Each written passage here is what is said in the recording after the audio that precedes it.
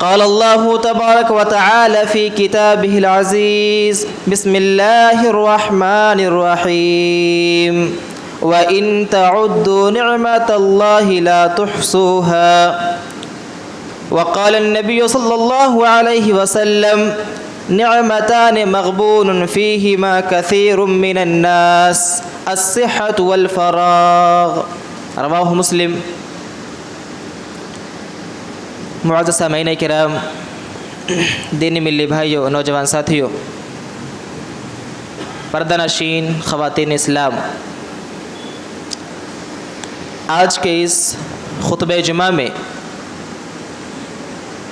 جس موضوع کے تحت چند باتیں بیان کی جائیں گی وہ ہے اللہ کی نعمتوں کی قدر کریں۔ سامعین کرام، ہم سب یہ بخوبی جانتے ہیں، سمجھتے ہیں اور دیکھتے ہیں کہ اللہ رب العالمین نے تمام مخلوقات کو پیدا کرنے کے بعد یوں ہی بے سر و سامان بھٹکتا ہوا نہیں چھوڑا،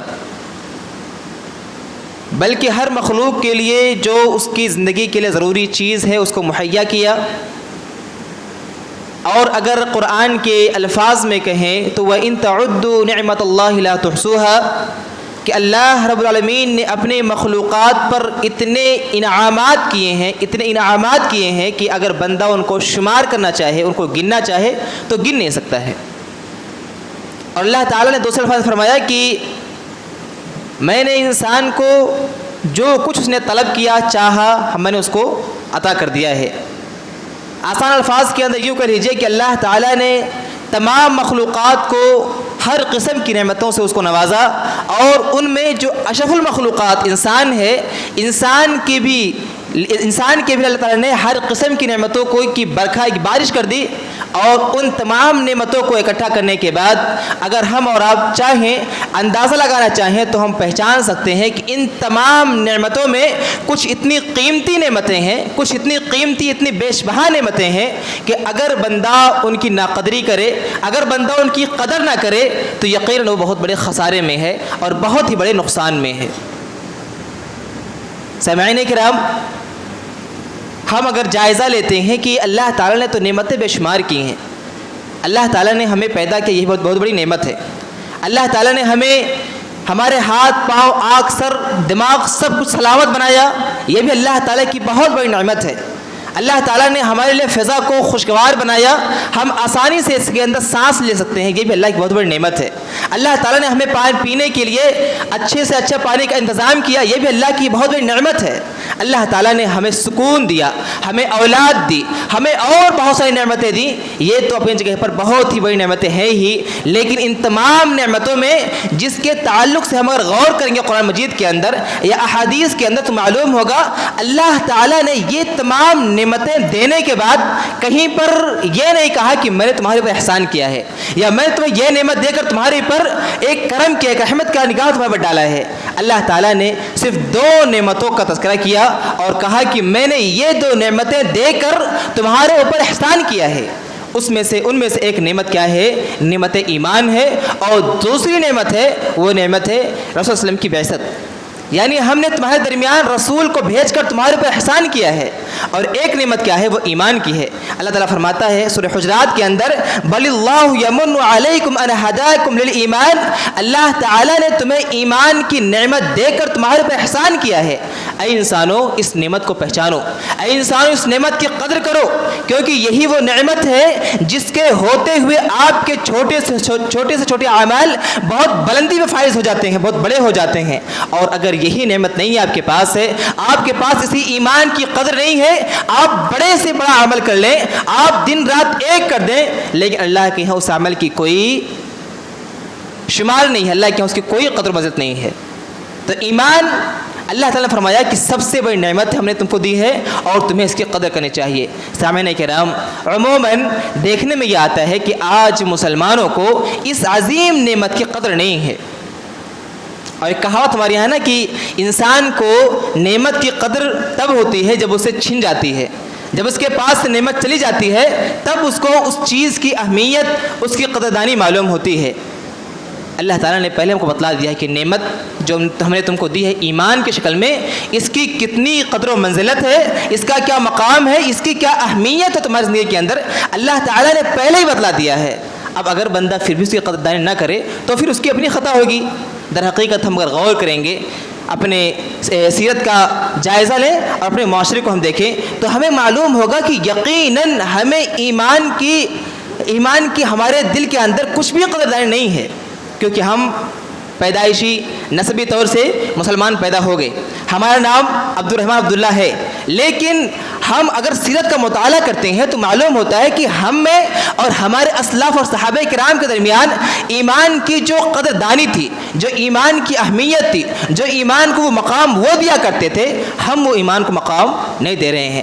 سامعین کرام، اگر ایک الفاظ میں کہا جائے تو یوں سمجھ لیجئے کہ اگر ایمان کی قدر و منزلت دیکھنی ہے، اگر ایمان کی حیثیت، اس کا مقام، اس کی اہمیت جاننی ہے تو آپ کبھی پوچھئے ام سلمہ سے، آپ کبھی پوچھئے بلال حبشی سے، آپ کبھی ایمان کی قدر و منزلت جاننا چاہتے ہیں آپ تو آپ سوال کیجئے خباب بن ارس سے، آپ اگر ایمان کی قدر و منزلت کو پہچاننا اور جاننا چاہتے ہیں تو آپ پوچھئے انس بن نضر رضی اللہ عنہ سے، جن کے جسم کے اتنے زخم لگے ان جسم کے اوپر کہ ان کو پہچانا نہ جا سکا اور انگلی کے پور سے ان کو پہچانا گیا۔ اگر ہم کو ایمان کی قدر و منزلت، اس کی حیثیت، اس کا مقام، اس کا رتبہ جاننا ہے تو ہم پوچھیں اپنے اسلاف سے، اپنے صحابہ کرام سے، خود نبی پاک سے ہم پوچھیں جو اپنے چہرے کو زخمی کراتے ہیں، اپنے دانتوں کو شہید کرواتے ہیں اور اپنے آپ کو جنگ کے میدان میں اتارتے ہیں، دشمنوں کا سامنا کرتے ہیں۔ ہمیں کیا ہے؟ ہم نے اپنے زندگی کے اندر دن رات میں کتنی مصیبتوں کو برداشت، کتنے مصیبت جھیلا ہے۔ ایسا کوئی ہے جو یہ کہہ سکے کہ ہم ایمان پر عمل کرنے کی وجہ سے ستائے جا رہے ہیں؟ یہاں موجود جتنے لوگ ہیں کوئی یہ بتائے کہ اس کو ایک ٹائم کا کھانا ملتا ہے، دوسرے ٹائم کا کھانا اس بیس پہ، اس بنیاد پہ نہیں ملتا کیونکہ وہ مسلمان ہے؟ ایسا نہیں ہے، ایسا نہیں ہے۔ اللہ تعالیٰ نے ہمیں سب کچھ دے دیا ہے، نعمتوں کی بھرمار ہمارے پاس ہے، مال کی فراوانی ہمارے پاس ہے، وقت سب کے پاس ہے، لیکن بس اگر کچھ نہیں ہے تو اس ایمان کی قدر نہیں ہے، اس ایمان کی قدر و منزلت، اس کی اہمیت کا اندازہ ہمیں نہیں ہے۔ سامعین کرام، یہ بہت ہی عظیم نعمت ہے۔ اللہ تعالیٰ نے فرمایا قرآن مقدس کے اندر، کل کو بندہ جب میرے پاس آئے گا اور اس کے پاس ایمان نہیں ہوگا، حالت کفر کے اندر آئے گا تو اللہ تعالیٰ اس کے سارے اعمال کو برباد کر دیں گے، سارے کے سارے اعمال کو مردود قرار دے دیں گے۔ اللہ کے یہاں کوئی اس کا عمل قابل قبول نہیں ہوگا۔ عمل کی قبولیت کے لیے ایمان کا ہونا بے حد ضروری ہے۔ سامعین کرام، یہ ایمان کی قدر و منزلت کی بات ہی تو ہے کہ ابراہیم خلیل اللہ اپنے باپ کے لیے اگر دعا کر رہے ہیں، آرزو اور تمنا کر رہے ہیں اپنے باپ کے حق میں، تو کیا کر رہے ہیں؟ اللہ میرے باپ کو، میرے والد کو اسلام کی نعمت سے، ایمان کی نعمت سے سرفراز کر دے۔ یہ ایمان کی قدر و منزلت اور ایمان کے مرتبے ہی کو تو بیان کر رہا ہے کہ نبی پاک صلی اللہ علیہ وسلم، بلکہ ان سے پہلے حضرت نوح اپنے بیٹے کے لیے کیا عرض کرتے ہیں، کیا تمنا ان کی ہوتی ہے؟ اللہ میرے بیٹے کو اس کشتی نجات پر بٹھا دے، وہ کفر کی حالت میں، ایمان کی حالت میں نہیں ہے۔ اور یہ ایمان کی قدر و منزلت ہی ہے کہ نبی پاک صلی اللہ علیہ وسلم اپنے چہیتے چچا آخری وقت جاگنے کے عالم میں جا کر کے کہتے ہیں، میرے چچا جان آپ میرے کان میں کلمہ پڑھ لیجئے، ایمان کا اقرار کر لیجئے، میں حجت اللہ تعالیٰ حجت کروں گا اس کے ذریعے سے۔ سامعین کرام، ہمیں آج اگر پیدائش طور سے ملا ہوا ہے، ہمیں اس کی قدر نہیں ہے۔ آپ اپنے سماج اور معاشرے کے اندر رہتے ہیں، جو نو مسلم ہیں، جو نو مسلم اسلام کے اندر آئے ہیں، انہوں نے تو کچھ پڑھا ہوگا اسلام کے بارے میں نا۔ ہمیں اسلام کی قدر نہیں ہے، ہمیں ایمان کی قدر نہیں ہے۔ جو اسلام کو قبول کر رہے ہیں انہوں نے تو کچھ تو پڑھا ہوگا اسلام کے بارے میں۔ اگر وہ اسلام قبول کرنے کے بعد اس کو اتنی اہمیت، اس کو اتنے اس کا اندازہ ہے ایمان کی قدر و منزلت کا، ہم اور آپ اس کو محسوس کیوں نہیں کر رہے؟ ہم اور آپ اس ایمان کو لے کر کے عملی طور سے میدان میں کیوں نہیں اتر رہے؟ ہمارے رگوں کے اندر، ہمارے دلوں کے اندر وہ صحابہ کرام کی قربانیاں جو بار بار ہم کو یاد دلاتی ہیں کہ ایمان کو کوئی معمولی شے جان کر کے برباد نہ ہونے دینا۔ سامعین کرام، یہ ایک نعمت کی بات ہے، ایمان کی بہت بڑی تفسیر اس کے اندر ہے۔ میں بس آپ کو یہ بتانا چاہتا ہوں، آپ کی ضمیر کو میں یہ دراصل جگانا چاہتا ہوں کہ ایمان کو معمولی مت سمجھیں، ایمان کوئی معمولی شے نہیں ہے. اگر کسی کے ایمان کے اندر شرک کی ملاوٹ ہے پھر یہ برباد. کسی کے ایمان کے اندر کفر کی ملاوٹ پھر یہ برباد. کسی کے ایمان کے اندر اگر کفر کی ملاوٹ ہے، بدعات کی ملاوٹ ہے، برباد ہے اس کا عمل. ایمان خالص ہونا چاہیے، ایمان ایک دم بالکل صاف ہونا چاہیے، اس کے اندر کسی بھی قسم کی ملاوٹ اللہ تعالیٰ برداشت نہیں کرتا ہے.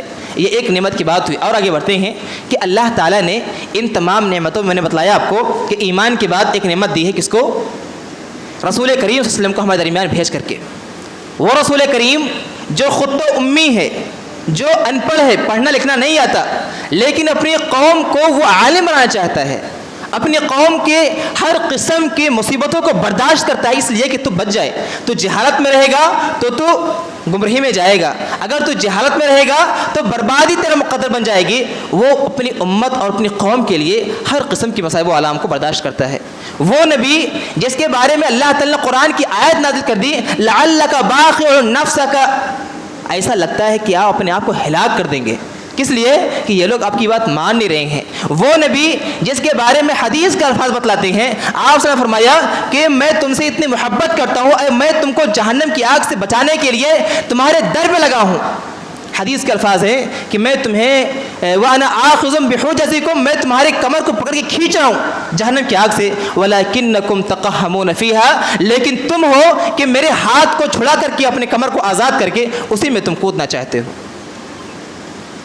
سامعین کرام، ایمان کی قدر کریں اور نبی پاک صلی اللہ علیہ وسلم کے ذات، ان کے سنت پر عمل کریں، اور یہی قدردانی اور شکر گزاری کا سب سے بہترین طریقہ ہے. اور آگے بڑھیے. اللہ تعالیٰ نے ہر کسی کے زندگی میں، ظاہر سی بات ہے، ایک ہستی ہے جس کو ہم اور آپ جانتے ہیں والدین کے نام سے، جس کے ہم اور آپ جانتے ہیں ماں باپ کے نام سے. یہ ماں باپ کی ہستی، یہ والدین کی ہستی، یہ شخصیت جو ہے، یہ بظاہر دیکھنے میں کوئی ان پڑھ یا جاہل کچھ بھی کہہ لے، لیکن یہ اتنی عظیم شخصیت ہے، یہ اتنی عظیم ہستی ہے روئے زمین کے اوپر کہ جس کے بارے میں اللہ تعالیٰ نے فرمایا کہ میری عبادت کرنے کے بعد اگر سب سے بڑا حق حقوق المخلوقات سب سے بڑا کسی کا حق ہے تو وہ والدین کا ہے. آج معاشرے کے اندر، سماج کے اندر ہر بندہ، ہر انسان گھر کے باہر ہوتا ہے، لوگوں سے بہت اچھے سے اٹھتا بیٹھتا، ملتا ہے جلتا ہے، مسکراتا ہوا ملتا ہے.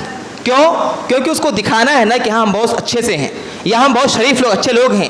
لیکن گھر کے اندر جانے کے بعد اس بندے کا رویہ اپنے والدین کے ساتھ کیسا ہے، اس بندے کا رویہ اپنے گھر کے اندر اپنے اہل و عیال کے ساتھ کیسا ہے، یہ معنی رکھتا ہے اور اس کی اہمیت ہے.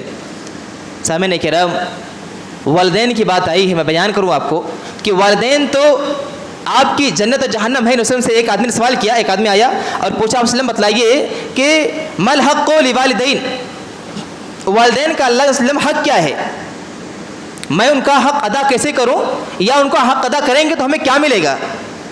آپ وسلم نے بہت ہی پیارا جواب دیا، کہا کہ ہما جنت لک و نار لک، کہا کہ وہی تمہاری جنت ہے اور وہی تمہاری جہنم ہے. اس حدیث کے الفاظ کو سمجھیے. آپ والدین کے بارے میں پوچھا گیا کہ آپ سے بتلائیے والدین کا حق کیا ہے، ہم ان کے حق کو کیسے پورا کریں. رسول جواب دے رہے ہیں کہ وہی تمہاری جہنم ہے، دوزخ ہے، اور وہی تمہارے جنت ہے. اگر بندہ اپنے والدین کو بڑھاپے میں پا جائے، ان کی خدمت کر کے اپنے دامن کو نیکیوں سے بھر لے، یہ بندہ کیا ہو گیا؟ جنتی ہو گیا. اور اگر وہی بندہ اپنے والدین کو تو پایا، خدمت کرنے کا موقع اس کے پاس تھا، ان کو سکون اور راحت پہنچانے کا کے وسائل اس کے پاس موجود تھے، لیکن پھر بھی اس نے اگر اپنے والدین کو تکلیف پہنچایا ہے، اپنے والدین کو ناراض رکھا ہے، ان کی خدمت کر کے اپنے آپ کو جہنم سے آزاد نہیں کروایا، جنت کا مستحق نہیں بنوایا، ایسا بندہ کیا ہے؟ وہ دوزخی ہے. سامعین کرام، حدیث کے الفاظ ہیں، نبی صلی اللہ علیہ وسلم نے فرمایا کہ رضا ربی فی رضا الوالدین، لوگوں سن لو، والدین، اللہ کی خوشنودی، اللہ کی رضا والدین کی خوشنودی اور والدین کی رضا میں ہے. وسخط الرب فی سخط الوالدین، اور رب کی ناراضگی، رب کا غضب والدین کی ناراضگی اور والدین کے غضب میں ہے. ہم اور آپ اللہ کے حقوق کو پورا کرتے ہیں. حقوق دو طرح کے ہوتے ہیں، حقوق اللہ اور حقوق العباد. ہم اللہ کے حقوق کو پورا کرتے ہیں پوری محنت جافشانی کے ساتھ، لیکن اگر حقوق العباد میں ہماری کمی ہے، سستی اور تساہلی کا مظاہرہ کرتے ہیں تو یہ بات جان لیں اللہ تعالیٰ اپنے حقوق کی کمی کو پورا کر سکتا ہے، کرے گا انشاءاللہ، لیکن حقوق العباد کے اللہ تعالیٰ انٹرفیرنس نہیں کرے گا، مداخلت نہیں کرے گا۔ وہ بندے کا آپسی کا معاملہ ہے، اگر اس کے پاس نیکیاں نہیں ہے، اس نے ستایا ہے، حق کو پورا نہیں کیا ہے، تو جو حقدار ہے اور جس نے حق کو پورا نہیں کیا ہے اس سے لے کر کے اس مستحق کے حق کو پورا کیا جائے گا اس کے اعمال کے ذریعے سے۔ وہاں پر مال نہیں ہوگا، وہاں پر اسباب نہیں ہوں گے، وہاں پر کسی قسم کی کوئی کسی کا روب دبدبہ چلنے والا نہیں ہوگا۔ وہاں پر اگر کچھ معنی رکھتا ہے تو کیا ہے؟ وہ آپ کے اعمال ہوں گے، بندے کا اپنا اعمال ہوگا۔ اگر کسی نے کسی کا حق پورا نہیں کیا ہے تو اس حق مارنے والے کے اعمال سے، نیکیوں سے لے کر کے اس مستحق کے حق کو پورا کیا جائے گا۔ اور اگر کبھی ایسا بھی ہوتا ہے نا کہ اتنے زیادہ ایسا ظلم کیے ہوئے ہیں کہ پھر بھی یہ مستحق ٹھہرتا ہے اور یہ ابھی اور ظلم کیا ہوا اس کے اوپر، تو اللہ تعالیٰ اس کے گناہ کو لے کر کے اس کے اوپر ڈال دے گا۔ اللہ کا انصاف ہوگا، اللہ کے یہاں عدل و انصاف ہوگا، وہاں رتی برابر بھی، رائی کے دانے کے برابر بھی کسی کے ساتھ کوئی بھی ظلم نہیں ہوگا۔ سامعین کرام، میں بتانا یہ چاہتا ہوں کہ والدین کا مقام ہم اور آپ سمجھیں۔ آج ہمارے معاشرے کے اندر عموماً جو دیکھنے میں آتا ہے، والدین کی جو حیثیت اور جو والدین کا مقام ہے، شاید ہی کسی زمانے میں یا شاید ہی کسی اور معاملے میں اس قدر سستی اور بیچارگی کا مظاہرہ کیا جاتا ہو۔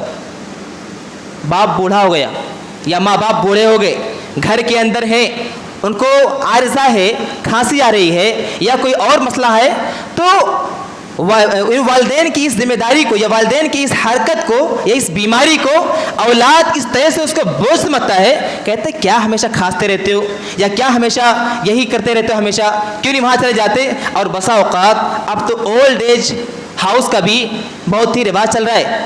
جس کے پاس 4 پیسے ہیں اور جو چاہتا ہے کہ ہم کو دنیا اور آخرت کے دنیا میں ہمیں سکون چاہیے، تو چلو اس مصیبت کو، اس بوڑھے مصیبت کو اولڈ ایج میں ڈال دیتے ہیں اور ہم سکون سے رہیں گے۔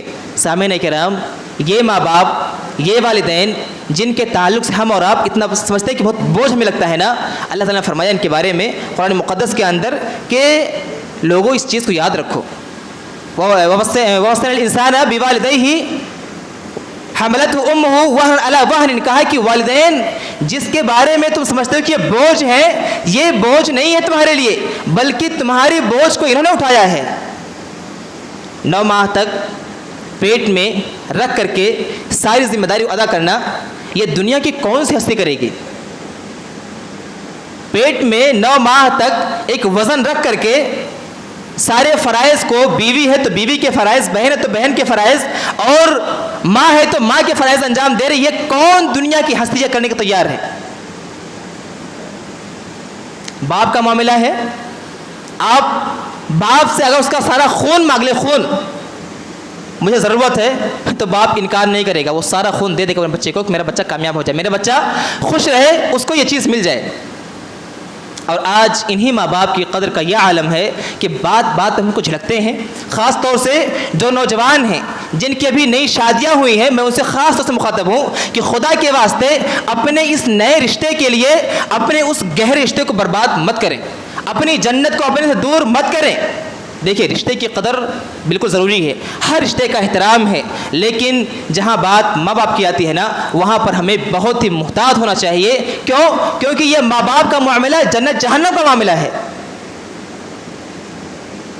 نئی شادی ہوئی اور بیوی نے، سب نہیں کرتی ہوں گی، جو کرتی ہیں عام طور سے، بیوی کا مطالبہ ہوا کہ اس گھر میں سکون نہیں ہے، یا بار بار یہ ہوتا رہتا ہے، یہاں یہ کرنا پڑتا ہے، وہ کرنا پڑتا ہے، یہ چینج کرو، وہ چینج کرو، یہ مجھ سے نہیں ہوتا، چلو کہیں باہر رہتے ہیں۔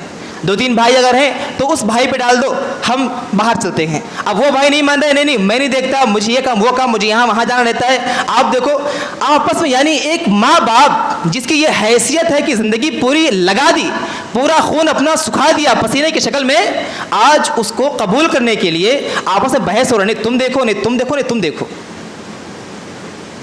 سامعین کرام، ماں باپ کی یہ قدر و منزلت نہیں ہے۔ ماں باپ کا وہ مقام ہے جس کو اللہ تعالیٰ نے اپنے بات بیان کیا ہے کہ وَاعْبُدْ، اپنے رب کی تم عبادت کرو، اور کہا کہ اپنے والدین کے ساتھ حسن سلوک کرو۔ اس کے بعد سامعین کرام، اور آگے بڑھتے ہیں، بہت ساری باتیں اس تعلق سے ہیں۔ ایک عابد لکھنوی کی بہت پیاری نظم ہے، میں سارے کے سارے الفاظ آپ کے سامنے کوٹ کر دے رہا ہوں. اس کے اندر انہوں نے بتایا نا کہ ایک کی اولاد جو ہے ماں باپ کو کتنا بوجھ سمجھتی ہے، اور حقیقی معنوں میں یہ باپ بوجھ ہوتا ہے یا بچپن میں بوجھ اٹھانے والا ہوتا ہے اس اولاد کا. وہ کیا کہتا ہے، وہ شاعر کہتا ہے کہ بابا جانی کروٹ لے کر ہلکی سی آواز میں بولے بیٹا کل کیا منگل ہوگا. ہم اور آپ دیکھتے ہیں نا کہ بچہ چھوٹا ہوتا ہے تو ماں باپ سے پوچھتا ہے کوئی چیز، ایک بار پوچھا، 2 بار پوچھا، 3 بار پوچھا، باپ غصہ نہیں ہوتا، اس کے پیشانی پہ بوسہ دیتا ہے، پھر بتاتا ہے، پھر پوچھتا ہے بیٹا، باپ پھر مسکراتا ہے، پھر پیشانی پہ بوسہ دیتا ہے، پھر بتاتا ہے، پھر پوچھتا ہے، باپ پھر مسکراتا ہے، پھر اس کو بتاتا ہے. لیکن آج اگر وہی معاملہ باپ ایک بار اولاد کو پوچھ لے یہ کام کیسے ہوا، بیٹے نے جواب دیا، کلیفیکیشن نہیں ہوا، ان کو سیٹسفیکشن نہیں ہوا، مطمئن نہیں ہوئی کہ جواب سے، دوبارہ پوچھ لیے، بیٹا جھڑک دیتا ہے، آپ کیوں پڑھے اس بیچ میں، آپ کیوں اس بیچ میں بات کر رہے ہیں، آپ کو سمجھ نہیں ہے، یہ تمام الفاظ استعمال کرتا ہے. یعنی دوبارہ اس کو بولنے کی سکت نہیں ہوتی ہے. شاعر بہت پہلی بات کہہ رہا ہے، وہ کہہ رہا ہے کہ بابا جانی کروٹ لے کر ہلکی سی آواز میں بولے بیٹا کل کیا منگل ہوگا، گردن موڑے بن میں بولا، یعنی لڑکا بول رہا ہے کہ بابا کل تو بدھ کا دن ہے. بابا جانی سن نہ پائے، پھر سے پوچھا کل کیا دن ہے. بیٹا جواب دیا کل منگل ہے. پھر دوبارہ پوچھ رہا ہے، باپ سن نہیں پایا کہ بیٹا باپ پھر سے پوچھ رہا ہے کہ کل کیا دن ہے. تھوڑی گردن موڑ کے میں نے لہجے میں کچھ زہر ملا کے منہ کو کان کے سیدھ ملا کے دھاڑ کے بولا بدھ ہے بابا، بدھ ہے بابا. آنکھوں میں 2 موتی چمکے، سوکھے سے 2 ہونٹ بھی لرزے، لہجے میں کچھ شہد ملا کر بابا بولے بیٹھو بیٹا، چھوڑو دن کو، دن ہے سارے، تم میں میرا حصہ سن لو، بچپن کا ایک قصہ سن لو. یہی جگہ تھی، میں تھا، تم تھے، تم نے پوچھا رنگ برنگی پھولوں پہ یہ اڑنے والی اس کا نام بتاؤ بابا.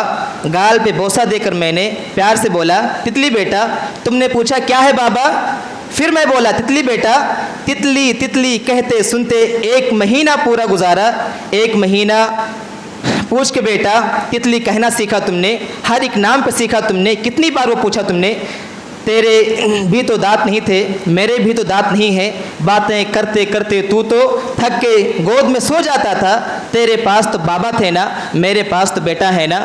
یعنی ایک نقشہ جو انہوں نے کھینچا ہے کہ تھوڑی سی اگر دوبارہ باپ پوچھ لے اگر تو بیٹا جھڑکتا ہے. اور وہی بیٹا جب بچپن میں کئی بار اس کو پوچھتا تھا تو باپ بار بار اس کو بتایا کرتا تھا. آخر میں کہتا ہے کہ باتیں کرتے کرتے تو تھک کے گود میں سو جاتا تھا. تیرے پاس تو بابا تھے نا، میرے پاس تو بیٹا ہے نا. بوڑھے سے اس بچے کو، بوڑھا اپنے آپ کو بچہ بتا رہا ہے، کہہ رہا ہے کہ بوڑھے سے اس بچے کے بھی بابا ہوتے سن بھی لیتے. تیرے پاس تو بابا ہے نا، میرے پاس تو بیٹا ہے نا. یعنی کل کو اگر میرا باپ آج زندہ ہوتا، بوڑھا بول رہا ہے، اگر میرا باپ آج زندہ ہوتا تو مجھے جھڑکتا نہیں، وہ میں بار بار پوچھتا مجھے بتاتا. لیکن آج چونکہ میں باپ ہوں تیرا اور تو میرا بیٹا ہے، اس لیے میں بتا رہا ہوں اور تو مجھے جھڑک رہا ہے، تو مجھ سے پوچھ رہا ہے، مجھے بتا رہا ہوں. اور اگر اس کا الٹا ہوتا، جب میں پوچھتا ہوں تو مجھے جھڑکتا ہے. سامنے کہہ رہا ہوں، بتانا یہ ہے کہ ہمارے معاشرے کے اندر ماں باپ کو لے کر کے بہت ہی یعنی بدتمیزی کا مظاہرہ آج کل دیکھا جا رہا ہے. اس کے کیا وجوہات انشاءاللہ پھر کبھی بات کی جائے گی. اور ایک بات میں خاص کو میری بہنیں اگر آواز سن رہی ہیں میری، تو ان کو میں خاص مخاطب کروں کہ بچیاں، بیٹیاں جن کے تعلق سے یہ چیز یعنی مشہور ہے اور یہ حق بات بھی ہے کہ عموماً بچیاں اپنی ماؤں سے بہت قریب ہوتی ہیں. بچیاں اپنی ماؤں سے عموماً بہت ہی قریب ہوتی ہیں، اپنے والدین سے بہت ہی قریب ہوتی ہیں، خاص طور سے ماؤں سے. لیکن نبی کریم صلی اللہ علیہ وسلم نے ایک نشانی بتلائی تھی قیامت کی. جب جبریل امین آئے اور پوچھا کہ بتلائیے کہ قیامت کب قائم ہوگی، تو کہا کہ مجھے نہیں معلوم. کہا پھر نشانیاں بتلائیے. کہا کہ ان تلد الامۃ ربتہا. کہا کہ قیامت کی نشانی یہ ہے کہ جب لوڈیاں یعنی جب بیٹیاں اپنی ماؤں کو جنم دینے لگیں. کیا مطلب؟ بیٹیاں ماؤں پر حکم برداری کریں گی، حکم چلائیں گی، اور مائیں ان کے خوف سے، ان کے ڈر سے ان کے حکم کو قبول کریں گی. آج دیکھیے ہمارے گھروں کے اندر کیا ہوتا ہے. اگر ماں بول دے رہی کہاں جا رہے بیٹا، فلاں جگہ جا رہی ہوں، یہ کام کر لو، یا نقاب لے لو، یا اتنے ٹائم پہ آ جانا، تو کیا کیا بات سناتی ہیں واللہ علم. ہر کوئی اس میں سے جانتا ہے، میں کیا الفاظ کو کوٹ کروں. میں بیٹی پلٹ کا جواب دیتی ہے، مجھ پر بھروسہ نہیں، مجھ پر یقین نہیں ہے، تم پتہ نہیں کیا کس زمانے میں جی رہی ہو، کیا کیا کر کے. یعنی اگر ماں خاص طور سے بچی کو سمجھا رہی ہے اگر، تو بیٹی اس کو پلٹ کر کے ماں کو جواب دے رہی ہے. میری بہنوں، یہ مقام ماں کا نہیں ہے، یہ حیثیت، یہ قدر و منزلت ماں باپ کا نہیں ہے. آپ دنیا کے اندر لاکھ کمائیں، لاکھ ترقی کریں، آپ کے پاس پیسوں کے انبار ہوں، اگر ماں باپ آپ سے ناراض ہیں، ماں باپ کی آپ کے یہاں قدر و منزلت نہیں ہے، یہ سارے کے سارے پیسے، ساری کی ساری پراپرٹی، ساری کی ساری ترقیاں اللہ کی نگاہ میں پتہ ہے مٹی کے ڈھیر کیسے ہیں، دھول ہے، سب کسی کام کے نہیں ہیں. لہٰذا اپنے ماں باپ کی قدر کریں.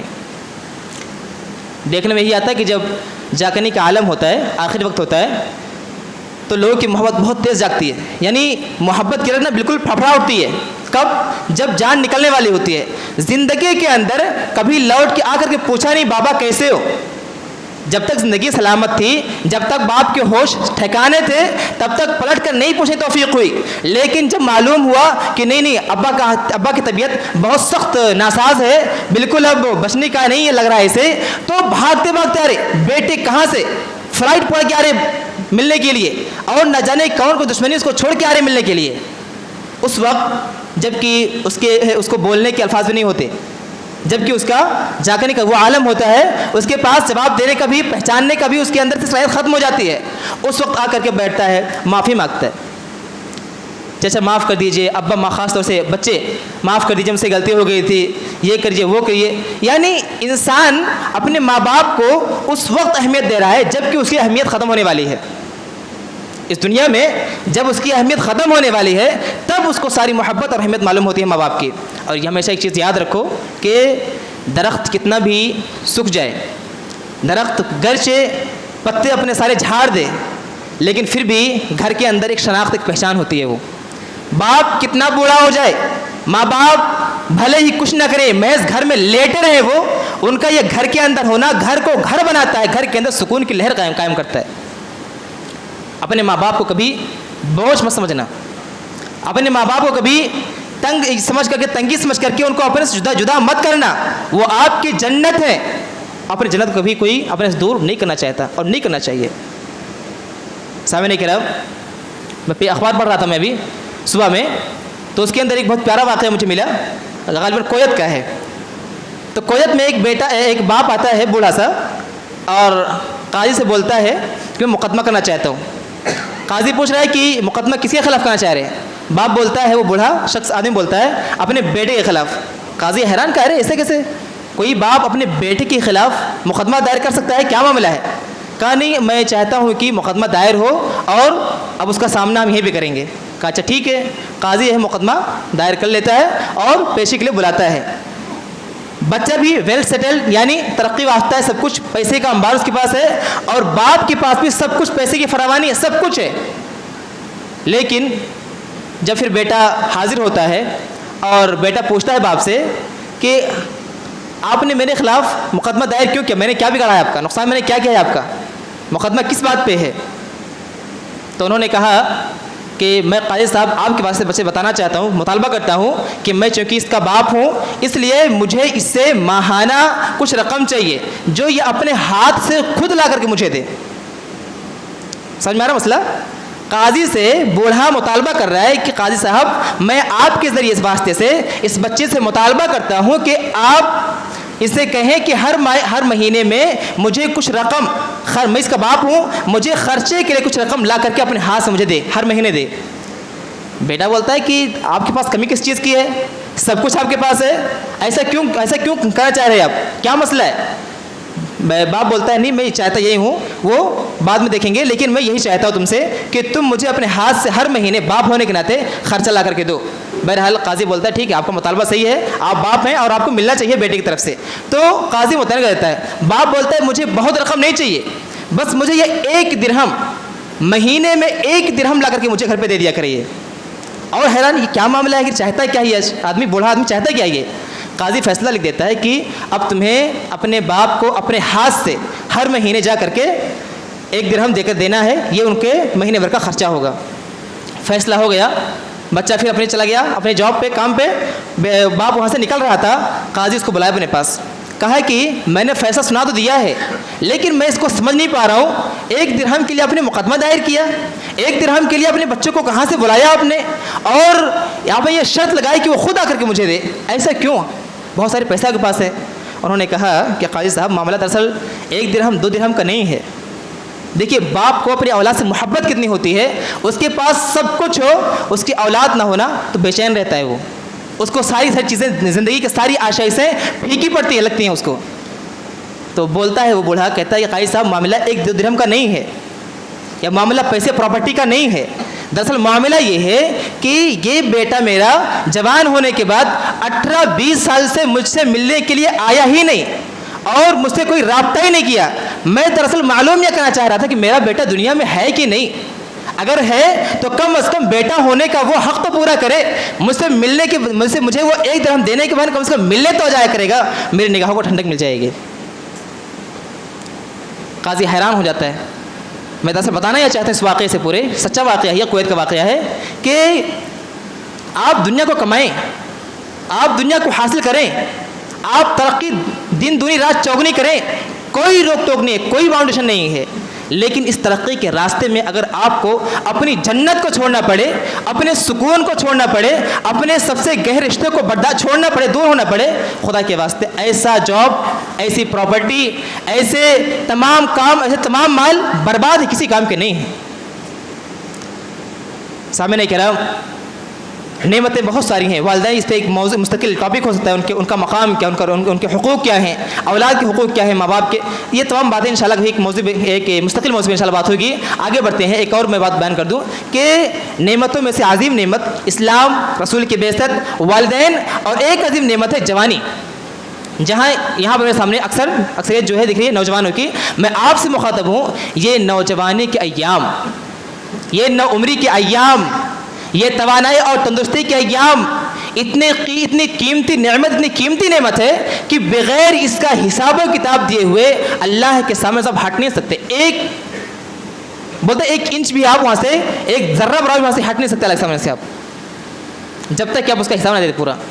اور آج ہم دیکھیں کہ اسی جوانی کے عین ایام میں ہی انسان بھٹک رہا ہے, خواہش نفس کے پیچھے پڑ کر کے اپنی آخرت کو برباد کر رہا ہے.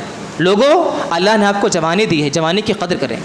لوگوں, اللہ تعالیٰ نے آپ کو توانائی اور تندرستی دی ہے, آپ اس توانائی اس تندرستی کو اللہ کے راستے میں خرچ کریں اور اپنے اس فضیلت کو یاد کریں جس کے بارے میں حدیث کے الفاظ ہیں کہ کل قیامت کے روز جب کوئی بھی سایہ نہیں ہوگا, اللہ تعالیٰ سایہ دے گا, اپنے عرش کا سایہ دے گا. کن لوگوں کو؟ 7 قسم کے لوگ ہیں, ان میں سے ایک وہ ہوگا وَشَابٌ نَشْأَ فِي عِبَادِ اللَّهِ, وہ نوجوان جو اپنی جوانی کے ایام کو اللہ کے فرمان برداری میں گزارا ہو.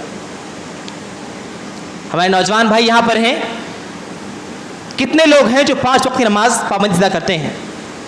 ہمارے نوجوان بھائی یہاں موجود ہیں, کتنے لوگ ہیں جو اپنے والدین کے حقوق کو پورا کرتے ہیں؟ کتنے نوجوان بھائی ہمارے ہیں جو اپنی عزت کی اور اپنے مقام کی حیثیت کو پہچانتے اور جانتے ہیں؟ اور کتنے ایسے لوگ ہیں جو بدنصیب ہیں جو انہی ایام میں آ کر کے, جبکہ بولتے عام الفاظ میں گولڈن پیریڈ, انہی میں آ کر کے اپنے آپ کو برباد کر لیتے ہیں. جوانی کے ایام کی اہمیت صرف دین کے اندر نہیں ہے, دین نے تو بہت پہلے بتلا دیا تھا. آپ اگر اپنے آس پاس دیکھیں گے ماحول میں تو آپ کو معلوم ہوگا کہ اس جوانی کے ایام کی قدر سبوں نے کی ہے. دنیاوی اعتبار سے بھی اگر کوئی قائد کسی کو چنتا ہے اگر, تو یہ شرط ہوتی ہے کہ وہ نوجوان ہو, میچور ہو, سمجھنے والا ہو.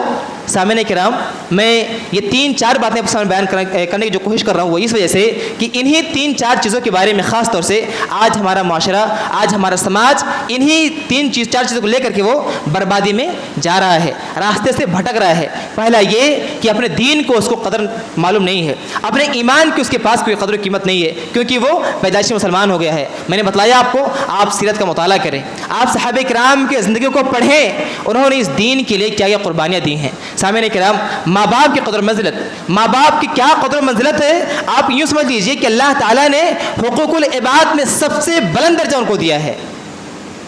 اپنی عبادت کے بعد سب سے بلند مرتبہ اگر کسی کو دیا وہ والدین کو دیا ہے، اور یہ والدین ہی تو ہیں، اس کے بارے میں فرمایا کہ تمہاری جنت اور تمہاری دوزخ ہیں۔